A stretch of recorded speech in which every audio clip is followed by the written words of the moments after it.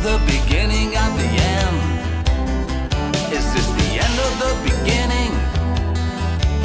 I'll ask you this, my friend. Is this the end of the beginning or beginning of the end? Is this the end of the beginning? I'll ask you, my friend. Is this the end of the beginning? Good morning. It is February 15th, 2018. This is the Watchman News, and I'm Mike Callahan. Before we get started here, I want to say that our hearts go out to the victims and their families of the tragic incident that happened yesterday in Florida. Now, as usual, when things like this happen, there are multiple narratives that come out. And it's important to catch those narratives in the beginning. And the reason why is because they are often changed. And yes, sometimes people don't see things or recall things correctly. That is true. However, in some cases, some things are very, very evident. And I think this is one of those cases to where there's something very evident going on here. Okay? So, we're doing this video a little bit different today, obviously. Probably for most YouTube creators, you know why. So here's the thing, okay? I've got 3 video clips here, and I am going to go through them one at a time. I've got them all linked into one video, so I'll let one play. I'll pause the video. I'll say what I have to say, and then we'll continue on. Okay, it's going to start out with this gentleman giving a report about speaking with a young lady and her accounts. And how she thought that there was a second shooter, or multiple shooters at least, and she actually walked with the suspect. But one of the other important things that you'll note him saying is that she had walked with the suspect in between bursts of fire. Okay, so she had heard shooting, she had walked with the suspect, and then she, at a later point, heard shooting again. Now, here's the thing. She didn't see him have a weapon. Okay? Now, this gentleman talks about how during their live broadcast last night, their 10 o'clock news, they were going to have the clip of him speaking to that young lady. And indeed they did. But they had a heavily edited version of it. I have a clip from the unedited version. I don't believe it's the full thing, but it's enough, and you'll see that. So let's go ahead and get started here with this first video. We've spoken with a number of students, parents, former students. They are all in shock. Let me just tell you this. We just spoke with a former student, Alexa Medic. She actually walked down the hall with the accused shooter, Nicholas Cruz, after she heard shots fired. She said, "Hey, Nicholas, this is what she told me on camera. We will have it for a 10 o'clock show." She said, "Hey, I just heard shots fired. I'm surprised it wasn't you." Just kidding, like that. And he had this reaction, "What?" And then they parted ways. She said, "I heard more shots after that." She thinks there was a second shooter. That's the first we've heard of that, but she believes there was actually a second shooter. We'll see if that comes about or not again. Authorities still inside searching.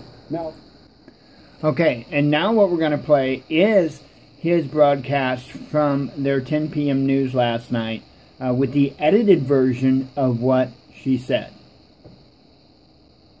All right, thank you, Nikki. Now let's turn to Matt Musil, who just happened to be in Florida for Astro Spring training and rushed to the school in Parkland. And Matt, I know you talked to a student who says she actually bumped into the gunman after the shooting. Explain. amazing, really. You know, as we arrived here at the scene, it was so chaotic. We had parents showing up, looking for their kids, students coming out, looking for their loved ones. And as you mentioned, a young lady, a very nervous senior when we spoke with her, Alexa Medic. She said that she accidentally bumped into the alleged shooter in the hallway during the evacuation. And as I was speaking to him, he seemed very, I don't know what the word I want to say is, but he was trouble in middle school, so I kind of joked to him about it and said, I'm surprised you weren't the one who did it. And he just gave me a huh. I really have no words. I mean, I've known him since middle school. He's always been nice to me. He definitely should be paying for what he's done.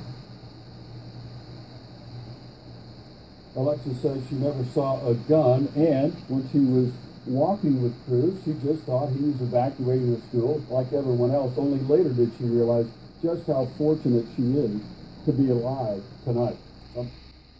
Okay, so you heard him say that she claimed that she had never saw a gun. Okay, but you could obviously tell that clip was edited. They just took little bitty sound bites from it, and that was it. Now, this seems to be a different camera angle, so I don't fully understand all of this. However, it's a different camera angle, and this is, again, I think it's just a clip from the original video. However, the clip is enough. This speaks volumes. Check this out. I actually was in the bathroom at the moment, and I came back to my classroom and I knocked on the door, and the fire alarm went off, and principal came on the speaker and just said, everyone needs to evacuate right now. So that's what we did. As I was going down the stairs, I heard a couple shots fired. Everyone was freaking out, saying that it was a gun. And as we were walking, the whole class together, I actually was speaking to the suspect, Nicholas Cruz. Now, if you didn't catch, and I'll go back over it again, but she had said, as they were walking down the stairs, they heard shooting. Listen. Principal came on the speaker and just said, everyone needs to evacuate right now. So that's what we did. As I was going down the stairs, I heard a couple shots fired. Couple shots fired as they were going down the stairs. Everyone was freaking out, saying that it was a gun. And as we were walking, the whole class together, I actually was speaking to the suspect, Nicholas Cruz. Notice when she says suspect, she puts her fingers in quotations, okay?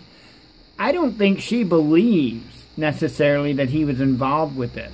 There was another gentleman that even made a comment on an interview that seemed to kind of corroborate the idea that that maybe this guy isn't the one that actually did it. But anyway, let's stick with this one. And as I was speaking to him, he seemed very, I don't know what the word I want to say is, but he was trouble in middle school, so I kind of joked to him about it and said, I'm surprised you weren't the one who did it. And he just gave me a huh. So that's really what happened. You were walking down the hall, he had already fired at that time. Yes, sir, with him. Weren't you scared?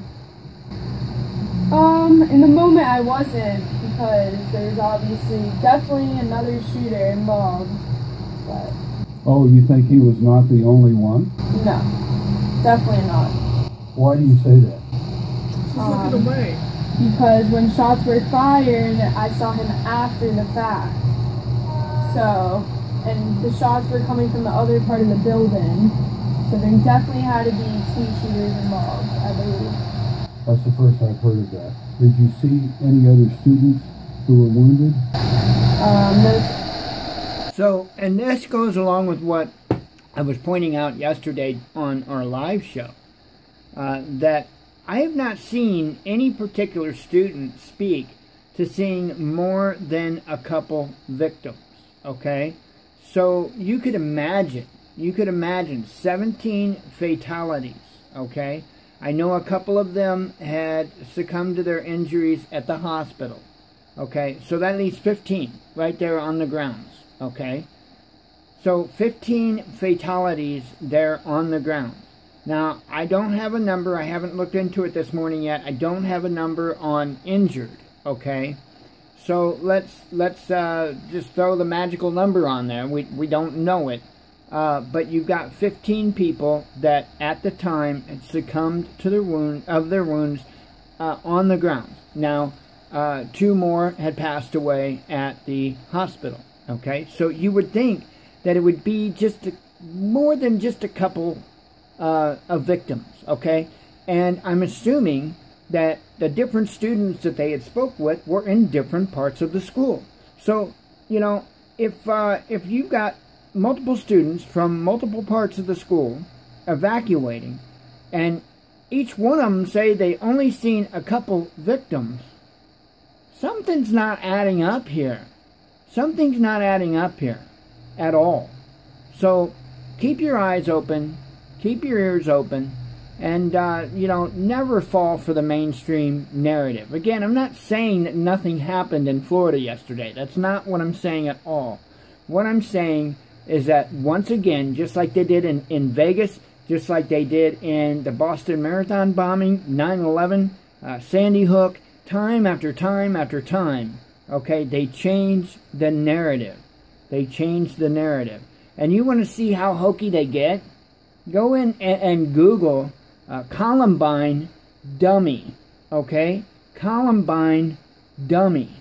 And you will see a dummy folded up on the ground, okay?